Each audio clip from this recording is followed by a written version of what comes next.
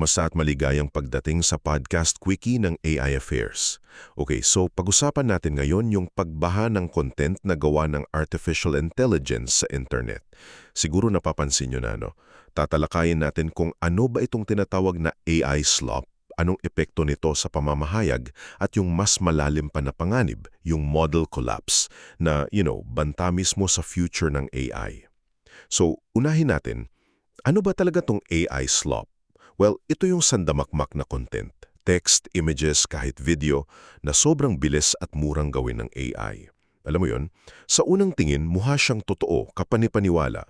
Pero kapag sinuri mo, kulang sa lalim. Madalas may mga mali-maling impormasyon at wala talagang originality. At ang motivation, kadalasan, pera.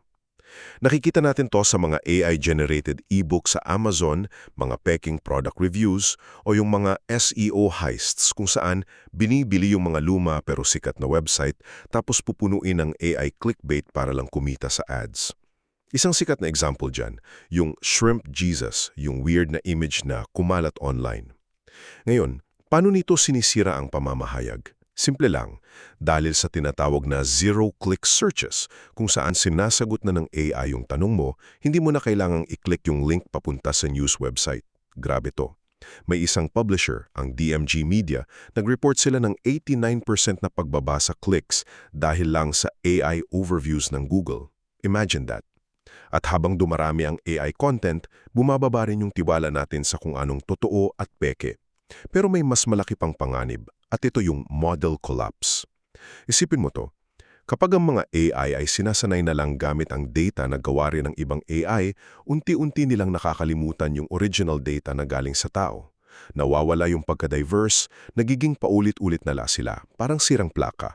Para kang sumisigaw sa canyon tapos ang naririnig mo lang ay yung echo ng sarili mong boses. At dyan napapasok yung generative AI paradox. Dahil sa sobrang dami ng peking content, baka dumating yung araw na wala na tayong paniwalaan online, kahit totoo pa. Sinisira nito yung mga institutions tulad ng korte at demokrasya na umaasa sa tiwala. So in short, yung internet natin nalulunod sa AI slop. At hindi lang to basta istorbo ha, seryosong banta to sa access natin sa totoong impormasyon, sa pamamahayag at sa kinabukasan mismo ng AI. Sa mundong papunta sa pagiging synthetic, ang pinakamahalaga sigurong magagawa natin ay maging mas mapanuri, suportahan ang mga gawang tao at huwag kalimutan ang halaga ng tunay na karanasan at kaalaman ng tao. Maraming salamat sa pakikinig at hanggang sa susunod na Quickie ng AI Affairs.